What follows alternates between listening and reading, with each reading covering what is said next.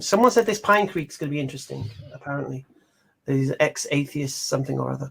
Ex-atheist Christian, is that what it is? Sorry, you introduce yourself, mate. Sorry. Yeah, hi. I did a very bad job of introducing you. I've never heard of you in my life. I'm acting like I know your life story. I'm an ex-Christian, now atheist. Oh, you're ex-Christian? Oh. Yeah, by atheist, I mean, I don't say that there is no God. I just don't believe any of the religions of the world are true. Okay, fair enough. But I was listening in to the conversation, Murray, and it was like I was listening to myself. because a lot of the things I say and a lot of atheists say are very similar to what Muslims say. And I guess my question for you guys is, if you knew for sure I would never ever become a Muslim, would you rather me be an atheist or a Christian? I'll be honest with you, you're both kind of mad. You can only choose one. A Christian could kind of get the idea of God and could move on to Islam. I don't know. I wouldn't know. Yeah. I treat you all the same. Because, to be honest with you, at least I'm not an idolater, right? Yeah, you're all the same. You're all the same as far as I'm concerned. You're all the same, mate.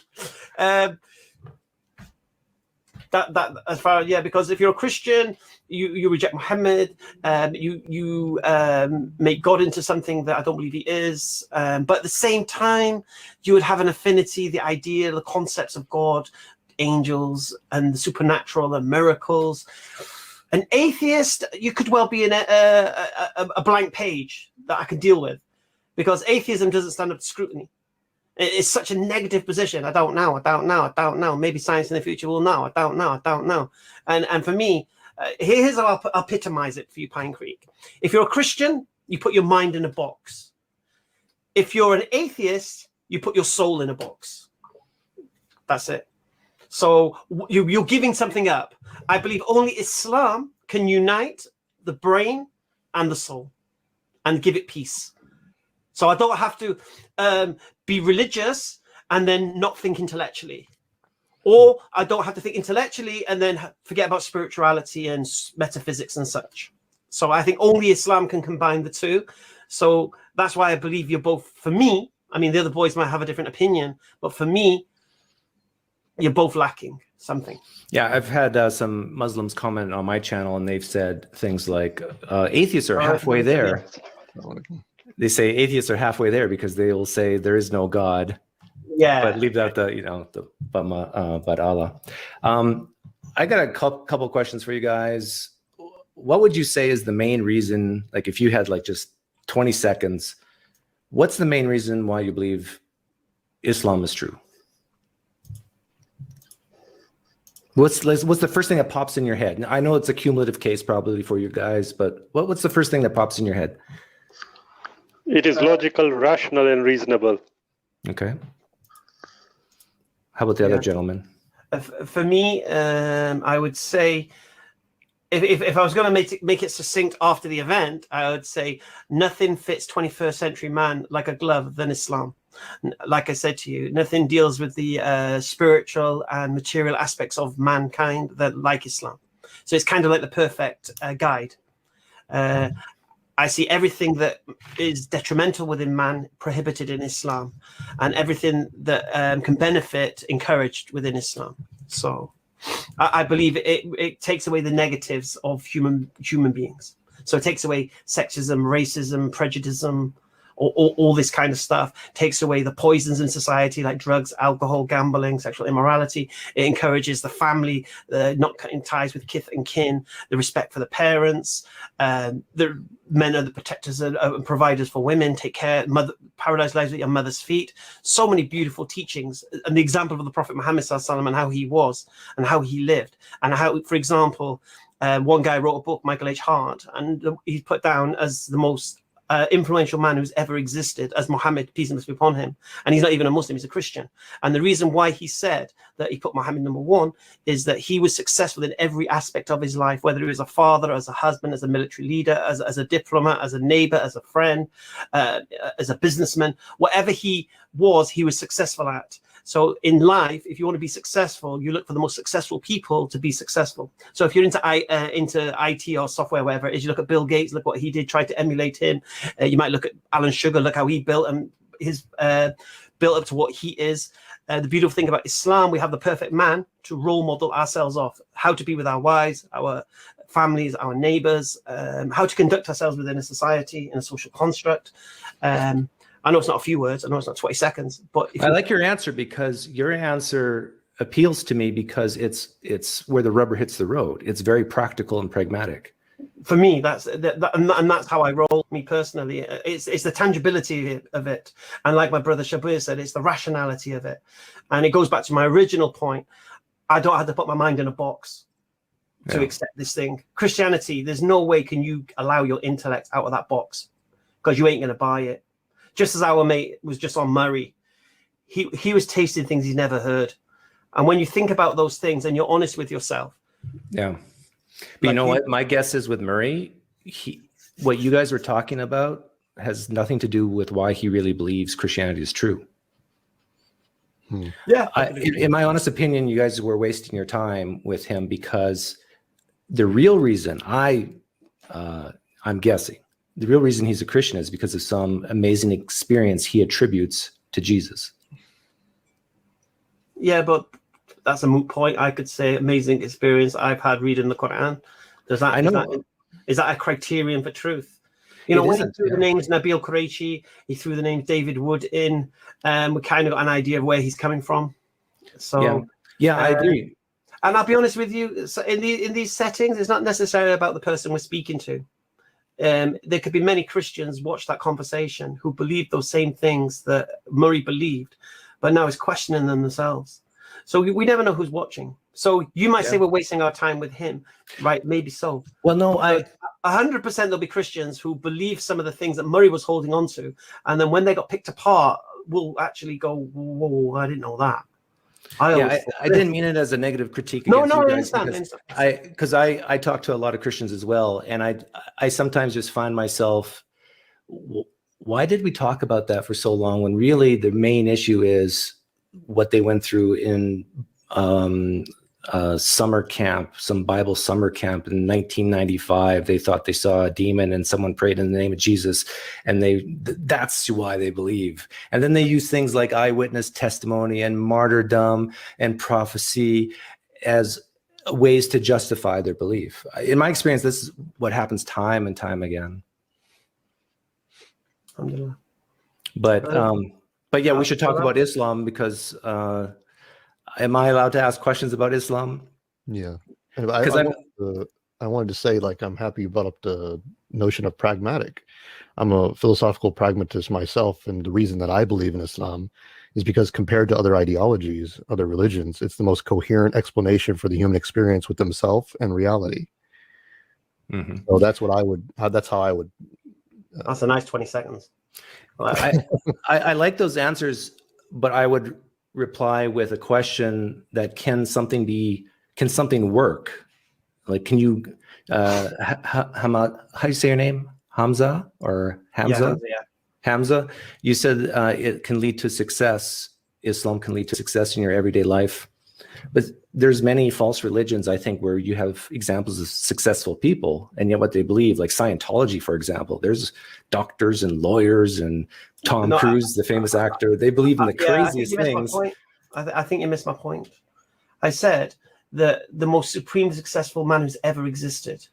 Okay. Not just someone who's a successful actor who chose a particular religion. I'm talking about, if you want to be a successful father, follow the example of Muhammad. You want to be a successful husband, follow the example of Muhammad. You want to be a successful businessman, successful friend, successful neighbor, successful diplomat.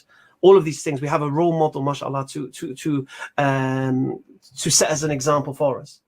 Okay. Yeah, so that's what I mean by success. And I don't just mean success in this world, I mean success in the hereafter also, because this world is not it. We don't believe when you die, that's the end. We believe there's a hereafter, and this particular life is a blink of an eye. And so success is not just about this world, it's about the hereafter. So just because you're a successful actor, success, you know, if someone is not bothered about movies, they won't care who you are. If you could be a successful footballer, but if someone hates football, they won't care who you are. So success in them fields is just relative.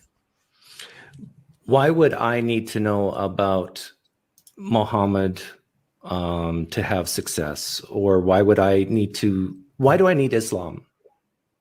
A guy like me, like I'm fairly successful in my life. I'm healthy. Maybe tomorrow I'll be diagnosed with cancer. I don't know. And I'll find Islam. But at the moment, I'm content in life. I don't feel a need for Islam. Why do I need Islam? What's going to happen to you when you die? I don't know. Now, I don't believe in any hell, but is this why I should become a, is this Hamza, is this the main reason why you think I should become a Muslim, so I avoid some type of negative afterlife? No, I believe it's part of it, of course. But no, the reason you should be a Muslim is to take an objective moral guide into your life that will protect you from all the harmful things in society and encourage you towards the good things, like I said. Okay. But in my life, I haven't experienced much harm. I've had a pretty cushy life compared to other people on the planet, for sure. Well, it doesn't necessarily have to stop with you. You might have children. Who's going to guide them? Society's going to guide them, mate. And society is going downhill fast. But I'm sure you guys, I've said this to Christians, I'm sure you guys know Muslims, maybe even some of your friends, whose lives are a mess. Am I wrong?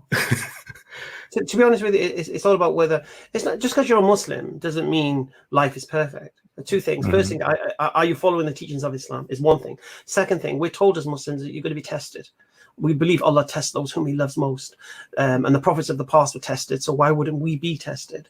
So, but we believe in the adage of, you know, through the iron goes through the fire to become steel. If you want the best part of the olive, you need to crush it to get the oil. So sometimes human beings, we grow through adversity. So adversity is not necessarily a bad thing, I don't believe. But if someone wanted to say something. No, you can finish your point. Well, Hamza, you brought up afterlife. Like, could I be okay excluding the afterlife if I didn't become a Muslim? Like, I could be. Yeah, I still could be successful in my career, and I could still raise my kids to not steal and lie and cheat. Yeah, of course you could. Okay. Yeah, of course you could. See, here's the difference. You see, I'll give you an example. I was speaking to some ladies from, here in England, white council estate, pretty rough, pretty anti-Islamic. And she was talking about her son interested in Islam. And I was saying, oh, wow, that's fantastic. And she goes, what do you mean it's fantastic? I says, well, at least he's not going to come home and say, Mom, I'm gay, or Mom, I'm a drug addict, or I'm an alcoholic, or is going to treat you badly, on all of these things. And the woman, she gave an answer. She says, yeah, he doesn't need to be a Muslim to do all of those things. And I said, yeah, that's true. But Islam guarantees it. So this is the thing, you see, if you follow the teachings of Islam, you can never fall into any of these poisons. So you might say, I've had a nice life, this, that, the other. Your life ain't over yet, and circumstances can change tomorrow. And then what? So following the teachings of Islam as your guide will protect you from those poisons. Definitely alcohol, drugs, gambling, all this sexual immoralities and all this kind of stuff. It'll protect you. Women won't be have to be afraid of being of the Me Too movement, for example. Yeah, no practicing Muslim is going to sexually harass a woman by default. Yeah, so that's what I'm talking. I'm not talking about you could live a perfectly good life. You could be a nice guy, this, that, the other, and what? So what? You'll get through it, but there's no guarantees, and there's no guarantee your children are going to follow your example because they're going to get corrupted by this society. Right, and there's no guarantees for their peers are going to take control. So that's the thing. And kids don't like to be told by other people, or not even kids, just people don't like to be told by other people what to do. I hate to be told what to do by other people, but my Creator, I surrender myself to. So the only one I would submit myself to is my Creator. Why? Why? Because that's the only one worthy of surrendering to. He's the one who created me. He's the one who knows me inside out. He knows what benefits me and what harms me because he created me. Therefore, I'd be stupid not to follow that guidance. I'd actually be pathetic not to follow that guidance. But someone, like, let's say you could have a creator deity who might not know the best for you. He just created you, and he doesn't even care about you. That's the problem again. I don't believe in that deity that you characterized, a caricature, should I say. I believe in a creator that created everything, knows everything, every intimate thing, and therefore... When you say he knows everything, do you believe that he knows, like, let's say it's true from Allah's perspective that when I die, I'll go to a negative afterlife. You call it hell, correct? Right. Let's say he knows I will go to hell. Is there anything I can do right now to become a Muslim if he knows I will go to hell? Yeah, my brother Imran has a beautiful adage here. Things don't happen because it's written because it happened. So he'll know you're going to hell because of the way you've lived your life. So you're knowing you're going to hell will be after you've lived and died. So it's not a case of you can change your destiny. But then isn't Allah's foreknowledge dependent on a mere mortal like me, my choices? And isn't that then I got the power, not Allah? No. You can choose whatever you like. Whatever you choose, Allah knows what you're going to choose. That's it. Before I was even born, before I was even conceived, he knew what I would choose. Yeah. But then if he knows what I will choose, then I will choose that. Otherwise, he knew wrong, correct? No, he knew they'd choose that because that's what you chose. But I haven't chosen it yet. No, because I wasn't born. No, but of course, from Allah's the paradigm of Allah, you have. He's seen. Okay. Yeah, this is a similar answer I get from Christians as well. But my response to it is, does the choice exist yet? How can Allah know something that doesn't exist yet? How? Yeah. Because he does. Can I just say something very quickly? I know I've come to the conversation. You're perfect to come in at this point, actually. Conversation, and I know that the brothers had things to say as well. So I think I'm not sure exactly what question you're discussing, but lots of topics have come up, and we're not nailing any one of them down really. We're sort of flitting from one to the other, and even in this sort of setup. Sorry, Pinecreek. I don't know your actual name, so I want to refer to Doug. You can call me Doug or Pinecreek. Either's fine. Doug. So Doug, in your conception that you're putting forward of this, the foreknowledge is therefore mean the foreknowledge of God therefore means that human beings don't have free will. It's basically a caricature of what Muslims understand of the scenario. So it's not actually what we believe. So that's probably a good discussion to have. But it seems like you went through sort of morality and guidance, and then there probably was something before that. And I don't know your background. So are you a Christian, an atheist? What's your position? I was a Christian, not like Murray. I think I knew more than he did, but I was a Christian for 3 decades. Murray. Yeah, I was a Christian for about 30 years. I started doubting in my mid-30s. I don't say that there can't be a God or there definitely is no God. I just don't live my life like there is any type of deity. I think all religions of the world are man-made, humans' way to survive, to cope, to give meaning and purpose in their life. Okay, I understand that. That's probably quite a common journey, particularly from a religion like Christianity. I know I'm sort of pushing a few buttons here for people, but I can understand that. And Brother Asadullah has been through this journey already because he comes from a previous Catholic background, brother. Is that right? Orthodox.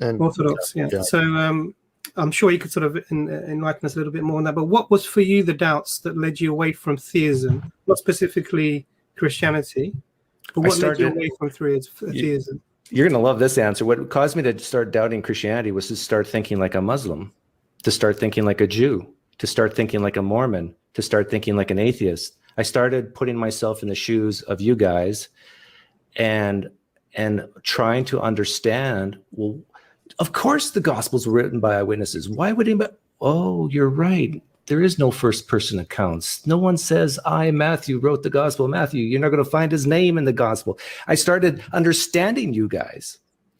And then once you can put yourself in the other people's shoes and look at and critique your own worldview and biases, it's very easy, I think, after that to have that all crumble. Okay, but for a lot of people, they can't do that because there's just too much at stake. Like my wife's still a Christian. I've been married for 26 years, and you're entrenched. It's like all your friends and family are Christian. It's not easy just to give it up. Yeah, that sounds tough. Yeah. In terms of your putting yourself in the so it sounds like you're more of an agnostic atheist rather than an atheist hardcore. Is that right? That's correct. Yeah. Okay, so you believe that there's a possibility that God could exist. Correct. Okay, so have you put yourself in the position of the theist and thought about the implications of either side of that story? Yes. Okay, so have you heard any? I'm sure. Sorry, this is me coming late to the discussion. Have any of the brothers gone through any of the implications of being an atheist? What that would mean for you, or have you? I'm sure you have. Yeah. Do you think there are any ramifications of being an atheist in terms of explaining anything, either your existence or your consciousness or your morality or anything really? What have you thought about those? And yes, I have. Okay, so pick for me. I don't want to impose myself on you. So I think I don't want to overbear a little bit. So I'm going to ask the brothers if Brother Asadullah, if you could give me your perspective and on any one of those three things. So either how we can explain the universe existing as it is, or of consciousness, or you can pick any one, or morality. Sure. And what the implications would be for either position, theist and atheist. Can we explain any of these in a reasonable way, a rational way? And then we can, and I hope the brothers can join in, inshallah. And Brother Shabir, Assalamu alaikum, brothers. I didn't say salam if you didn't hear me. Wa alaikum assalam, Doctor. Thanks for joining us. I think the biggest issue is the first cause arguments, like where did we come from? Why are we here? Why is there something rather than nothing? I think from the theist point of view, I totally get it. Not just, to think about specific theism, but in general, something outside of time, outside of space, something powerful, maybe even something personal would have to create the universe and to give order to what we see today. Now, you can still believe in evolution, you can believe in common descent and all these things, but there still has to be a guiding force behind it. So I get that. So that's a quick summary. From my point of view, the atheist point of view, I would say that just like a god, a deity would be necessary from your point of view, I would say the cosmos, the universe in itself would have to be necessary, and it's just a brute fact. It is what it is. We all need a starting point. The starting point for the theist is God. The starting point for a naturalist would be that the universe just exists, has the properties that it has. And why is it that way? It'd be the same type of question as asking, why is Allah's nature the way it is and not something else? It just is. You can't ask that question. Well, you can ask it, but it has no answer. And I would say this same goes for our existence and the existence of the universe. Does that make sense? Okay, I understand your position. Brother Asadullah, what were your thoughts? Because there's lots to say on this, I think. I'd like to comment on a few things. So prior, I want to agree with you that you said religion is, it helps people to survive. It helps people to find meaning. I agree with that assessment. I also disagree with your assessment that you don't live your life as though there is a deity. And so let me expound on what I mean by these two things. Human beings form societies on the basis of believing in values that are not arbitrary. At least they don't think so. They may say it yet, but they don't act that way. Societies don't function on the basis of believing that everyone simply agrees on things that they want to do. They all have this idea in their head that murder is in fact a wrong that has no origin really from man, but is something that we all agree upon as beyond ourselves. What I want to say in general is if we're talking about the success of things, we're talking about the pragmatics of it all.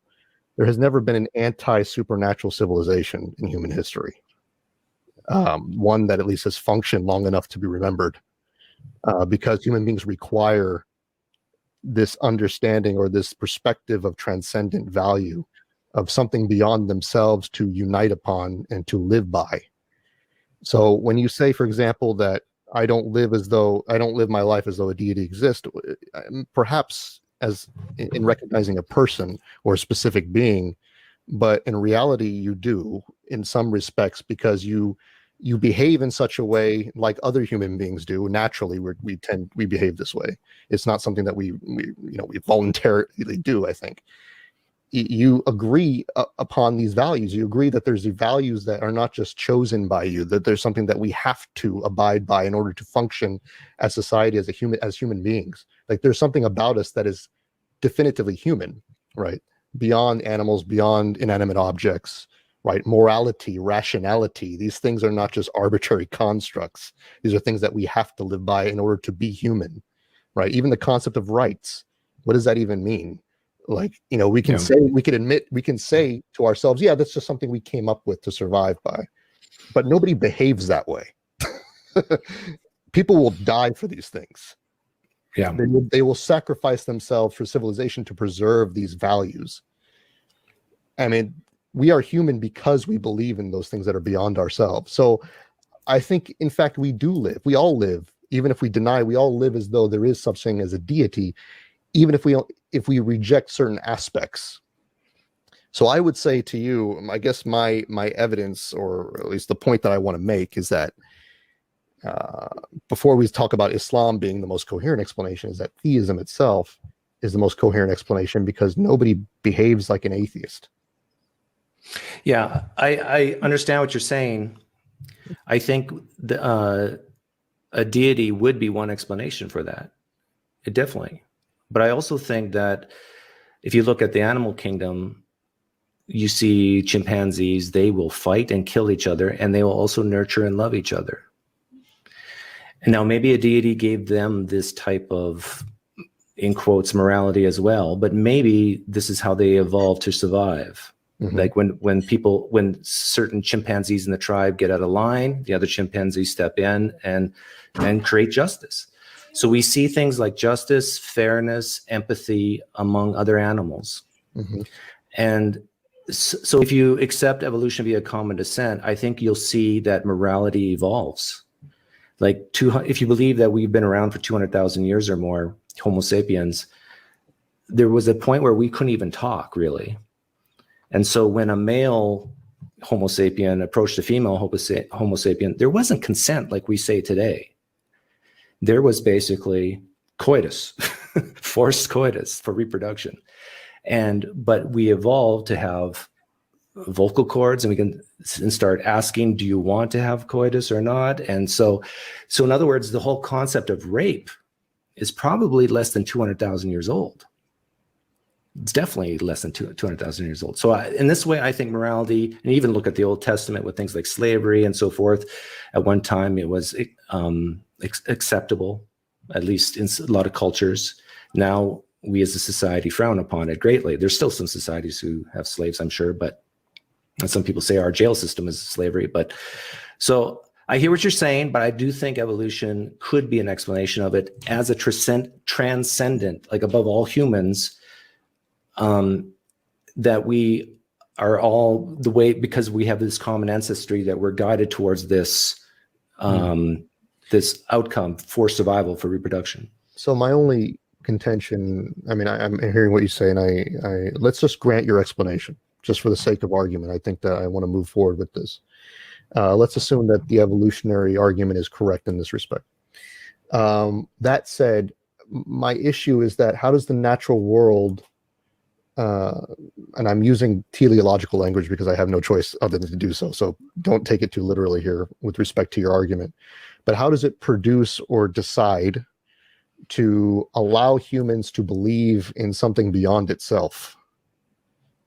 What resources available within the natural world that allows, I mean, for example, it seems inconceivable to me that a natural process would allow us to come up with these abstractions when the animal kingdom, as you noted, does all of these things by themselves without having to write treatises about the nature of value and morality. Mm-hmm. And belief, and why there is to worship and to create these very complex social constructs and things like this. It seems like they're doing it better from the evolutionary standpoint than we are. Like we're wasting a lot of time, and we're also wasting a lot of. It doesn't appear as though there's any source for all of these ideas. That's what I'm trying to get across.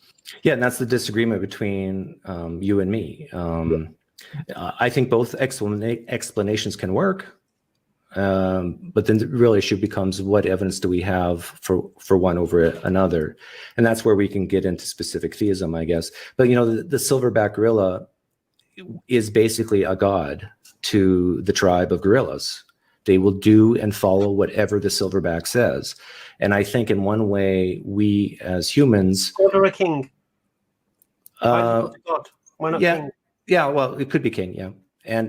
But I think we humans evolved more rationally to make, please don't take offense of this, but to make the silverback invisible, because there's less problems that way. And so I would expect that if naturalism is true, you would still have this concept of a king, but it would look very different depending on the geography and the culture. And that's exactly what we see. It's an interesting analysis with respect to, because I was going to say it seems like a false analogy, because the gorilla is actually a physical object they can see, something they can visualize, something they can attach themselves to, that they understand because it's reflection of themselves, right? But when we talk about transcendence, I have a hard time figuring out the rationality behind making, say, an invisible silverback, in order to resolve some sort of issues, because those speaking on behalf of the silverback are still going to be visible to the rest of everyone else, and they're going to want to kill them, right? So, as you know, there have been many religious conflicts throughout history as a result of people speaking on behalf of God. So I don't know how that sort of resolves. It seems to me to be an extra step that is completely and absolutely unnecessary. Well, it's better in the sense that it's unfalsifiable for we humans. Like it makes it more malleable, and it helps with our survival. Like my sister, for example, she lived about 10 years longer or 5 years longer than she needed to because she was a Christian. She believed she's had MS. She died of MS. She was completely paralyzed, but she truly believed that she had to stay alive so Jesus could heal her. And so there's a perfect example of how a false religious belief can keep people alive. Like she had a feeding tube. She had the choice to die or not. She had a feeding tube put in. She lived in excruciating pain for an extra 5 years just so Jesus could heal her. And it never happened, of course. So it's very tragic. But do you want to come in? Should be muted. Let me say that, yes, I would agree that a false belief can lead to certain benefits. That's always possible, right? Yeah. But the thing is, it doesn't appear to me to be the case that these things are just arbitrarily constructed for the sake of survivability. It does seem that there's a natural tendency, and I think you admitted this as well, because you're claiming that we evolved to understand these things. So what I'm saying is that it is not a voluntary construct. This is something that seems to be naturally hardwired into human beings. And what I'm trying to figure out is, even if you bring evolution into the picture, how does that somehow undermine, a theistic explanation? It seems like you could actually, they're not mutually. It doesn't. Yeah, that's what I'm saying. Yeah. So, and also the issue here too is that if we're talking specifically about naturalism, right, it seems that naturalism limits the potentiality of evolution to such an extent that it would be impossible, at least from my understanding, that it could allow humans to construct such an idea, because there's nothing within the natural realm that really gives us any sort of reference like this. There's nothing that's something that it's like, it seems like it's just completely out of thin air. But here's my problem. My problem is that if evolution is true, and there's a lot of theists who don't think it's true, but if it is true, and at the same time, if Allah is real, I tell you, it blows my mind, because if Allah made the universe for us, or for maybe even aliens like us, but he made the universe for sentient beings, why billions of years? Why the laborious method of evolution via common descent? Why the 90% of species going extinct? Why so much gratuitous pain and suffering? Now, I think naturalism explains that feature better, because it is senseless.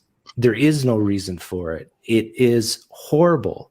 I think naturalism can explain that better than the concept of an all-loving God who said, you know what, I'm going to make people to worship me, but I'm going to do it this way. And it's sure going to look weird to them, but I'm okay with that. It's you see where I'm coming from?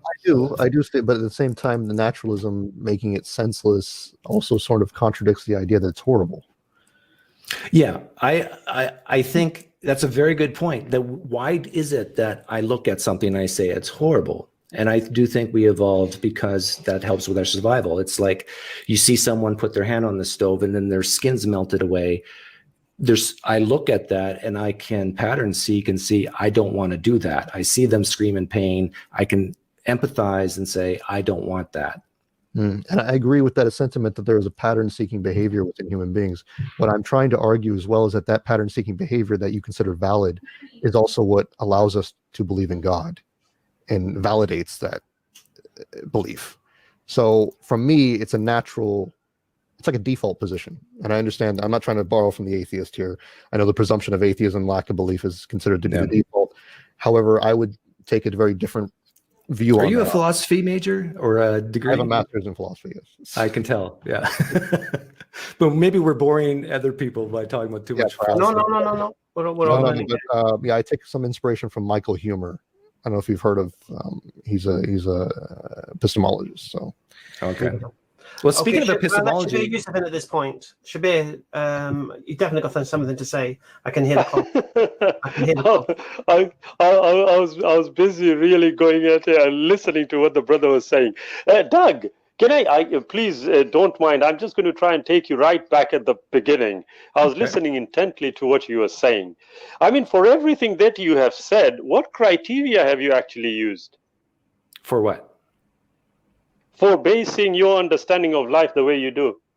I would say in one word, induction, which the other gentleman I just talked to will understand what I mean by that. So when I look at the world around me, if I'm trying to make sense of it, it's similar to me looking at a bush and seeing a black duck come around the corner, another black duck and another black duck. And so now the question is, what color is the next duck going to be? I'm going to say black until I have evidence that, it could be a white duck. And so when I'm trying to make sense of the world around me, it seems like in history, so many times we've had unanswered questions and they've been answered naturally, like lightning and so forth. And so this whole idea, like, where does morality come from? What's the cause of our universe exactly? Is it eternal, past, or not? All these huge questions. I use it in induction to say, you know what? There could be a God to explain all this, but for now, I'm going to use induction to say it's probably a naturalistic explanation. Okay. If we were to go with the naturalistic explanation, do you think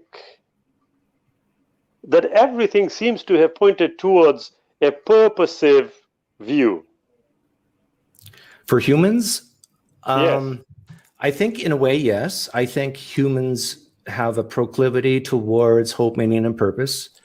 But if you look at the world in general, the universe in general, I'd say no. Yeah. Why? I would say because 96% of our universe is dark energy, dark matter, basically nothing. And there's such a small percentage of our universe, visible universe, that can hold life. It seems like that's a lot of wasted space. That is on the assumption that we definitively know what dark matter and dark energy is. Yes. Yeah. But I think we all agree here. I think we all agree here, though, that we being on planet Earth is rare. Sentient beings. It seems like if there was many of us on different planets, we would have contacted each other by now. Maybe there are other people, but they're so far away. Or maybe they hate us. Or yeah, that's true. I'm sorry, Doug, Hamza, just give me about 5-10 minutes. I'll get back to you. Okay. But I was going to ask some questions about Islam specifically, because right now we're talking more about a philosophical God, which is not very practical, not very pragmatic. Yeah. So I'm very familiar with Christianity, but do you, as Muslims, believe a lot of the Old Testament stories or no? No? We're not held. Yeah, we don't generally believe them. Guys, can you hear noise in the background? I did, but it's gone now. Okay, that's my fun, and it's like really hot. It's more hot in Canada than it's in the Caribbean. I want to just answer a quick question that Pinecreek asked at the start because I was listening, and I'm sorry to hear about your sister and her multiple sclerosis. Basically, I was going to give the exact same answer that Asadullah did, but in just fewer words, which is I think that the God of Islam, God as it's represented in Islam seems to be more coherent with reality than any other faith that exists. That would have been my answer. I didn't get the opportunity to give it, but please continue, gentlemen. Yeah, but you guys have talked to Christians enough to know that they would say the same thing, that Christianity seems more coherent to them than Islam. And then guys like you and me will show the problems in their worldview, and then it's a back and forth. Not necessarily the worldview, but their concept of God having more than one will is just basically equivalent to polytheism than anything else. And a God that competes against his own will is not a God by definition. So, but it doesn't have to be about soteriology. Well, I view Christians as polytheists, to be honest. Amen, brother. I consider them henotheists, so just a form of polytheism. Yeah.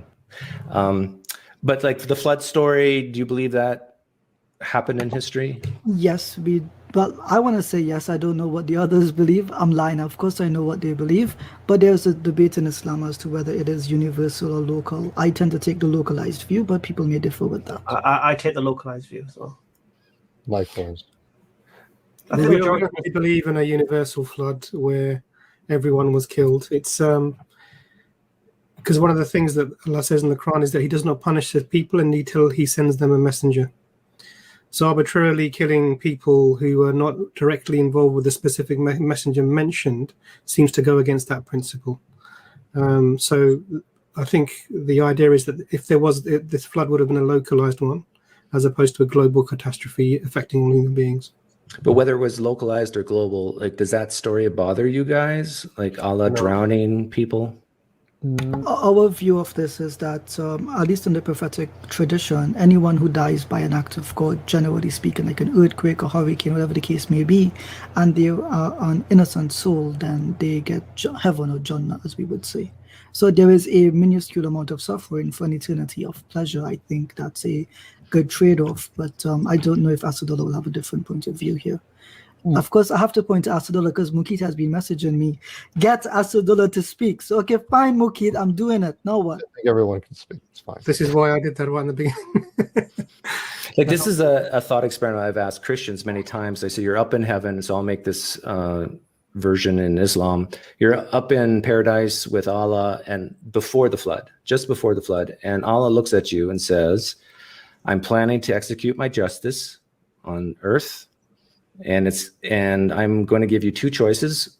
I'm giving you the choices. Allah's speaking. So this is moral by definition because I'm giving you the choices. Choice number one, I'm going to drown everyone, either in this area or in the globe. Choice number two, I'll just poof them out of existence. They're gone.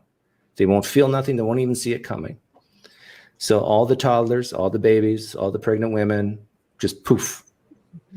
Or I can drown. What would you say to Allah? Which way should He execute His justice? I think you're assuming in that in death, poof of existence, they stop existing altogether. There's no experiential reality. Poof into heaven. I will leave Asadullah to answer that because Mukit is still messaging me. Mukit stuff, I can see it all the time. That the perspective I want to answer this in two ways. First off, I think that for Allah, when we start comparing Allah's sentiments versus humans, that's what we've already committed an error in many respects, and this may seem crude, but for Allah it's like humans are like ants. It's like for us, it's not like His perspective of what happened, how we feel or what we do is not the same as how we perceive it. So the pain that we suffer, He can rectify at any point in time. And for example, even when you said poof in the Jannah or to heaven, for God, the suffering that we go through in drowning or something is insignificant to the rewards that we will receive as a result of our suffering. So there's also in Islamic theology, we have this idea that people suffering will not be as great as the reward that they receive in heaven, to the extent where they will even forget what happened. It's that great of a rectification that everything that they went through is nothing. But why do you think have like why toddlers, babies suffer at all. Like to drown is they're going to tread water for a minute, maybe at least 30 seconds. The water will fill the lungs. It'll be a bad, horrible death. Why do that if Allah can just poof them out of existence and they go straight to heaven? Well, why is it relevant? Well, it gets to the concept of how you view Allah. Like, what is Allah like? Is Allah the type of God who would poof or drown? If I'm an all-powerful God who can grant you reward for eternity, I think 5 minutes of pain isn't a big deal. Even experientially, actually. I mean, have you ever broken a leg or broken an arm? I've torn my knee ligaments. Okay, so when was that? How long ago was that? About 10 years. Was it painful? Oh, yes. How do you feel worse than giving birth? I ticked off all the women. How do you feel about it now? I still feel a little bit of pain, but it's better. Say, what about a million years' time? Yeah, it would probably be nothing. It'll be an insignificant memory. And this is the whole thing. So our position is that this isn't life. This isn't it. In fact, we have an internal consciousness going forward.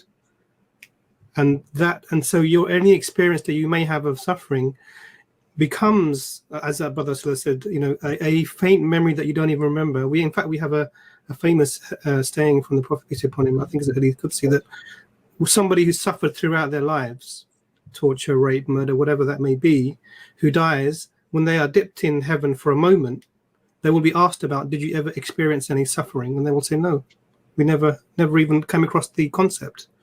Okay. And the other way around, if you take somebody who's had all the trappings and the pleasures and everything in life that you can think about, who's never had a moment of discomfort, and they're dipped into the hellfire for a moment, will be asked about the same scenario. Did you ever experience any pleasure? And they will say no. Now the question, the idea here is that just even experientially, we understand. I mean, many people around the world have been circumcised as a child. Muslims, Jews, we do this. Some Christians in Africa still follow this, this practice. Now, obviously, one of the worst pains you can go through. Some of the most densely packed sensory receptors that you're going to find are going to be in this area. Would have been a very traumatic experience to go through. I have no recollection of that pain, and that's purely a experiential time-based thing. Now, if you were to take that, imagine this pen is your life, and this black point is actually the back of it is simply your life here, and the rest of this pen goes on for infinity into the distance. This at some point when you're looking at this whole thing, this is going to become either so insignificant that you don't see it, or it's going to be non-existent in your memory. Yeah. And so when we look at these things, so that suffering that child or that may have had for that few minutes or whatever that might be, is not it's a very emotive argument, but in the big scheme of things, it doesn't really hold much weight in terms of judging the character of trying to judge Allah by this action. And I do want to, if I may, I just want to say that I understand your perspective. Yeah. I understand where you're coming from. I do feel what you're telling me. But I want to sort of give you an alternative here. Let's bring back the flood without God.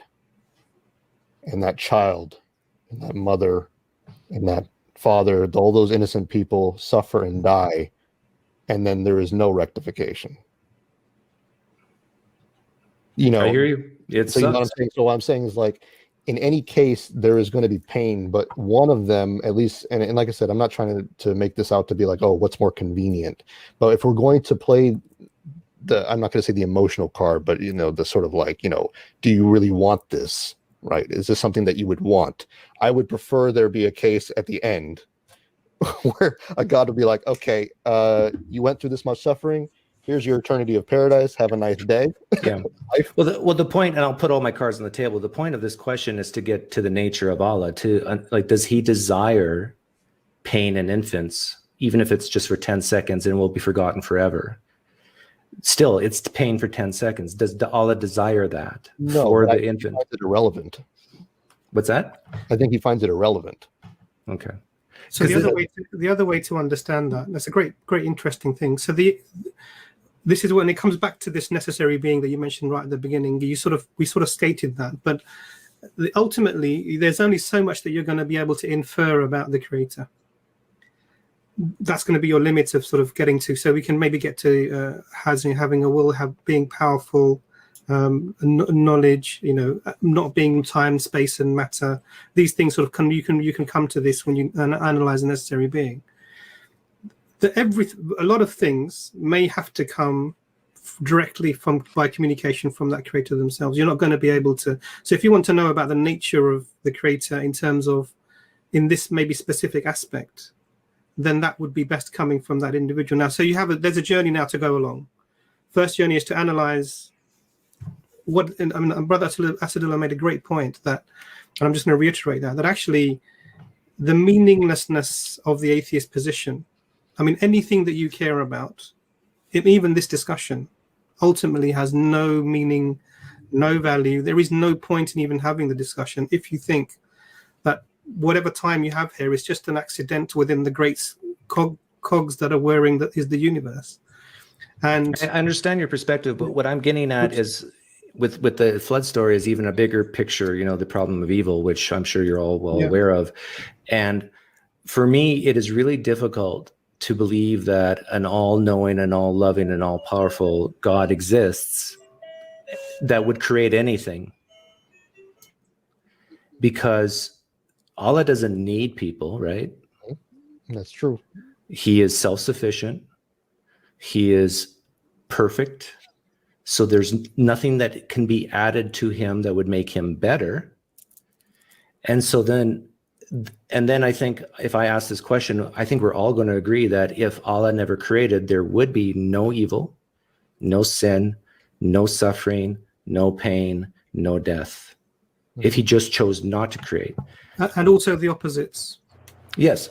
So, but here's the thing. The opposite is all that stuff I just said, plus good stuff, plus eternal life and so forth. But Allah doesn't need that. We do maybe, but not him. So the real question I'm asking is, why would Allah create in the first place?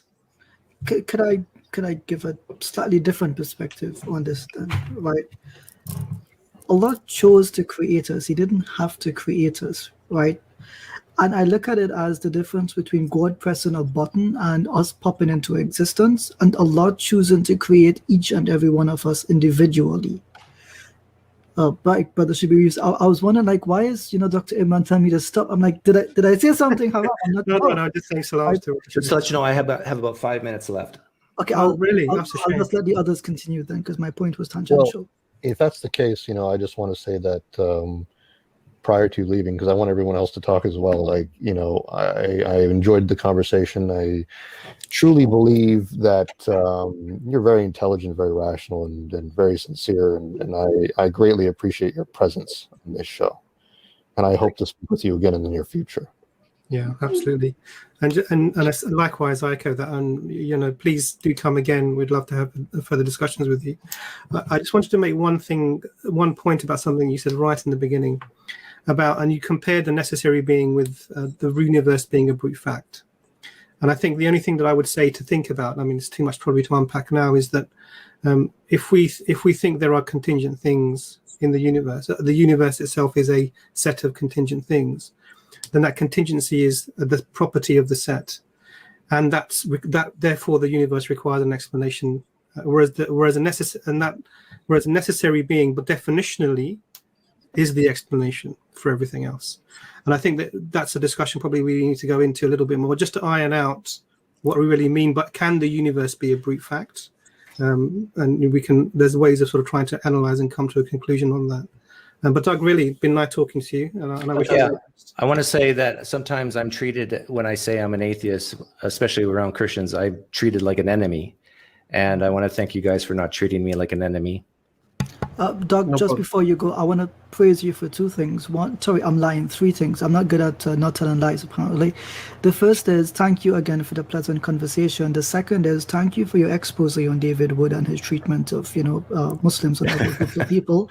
I do think that was a very good video that you did. And thirdly, your treatment of the Rabbi Zacharias issue, I think, was also quite admirable. So thank you for at least adding to the conversation in a polite, nice, pleasant, meaningful way.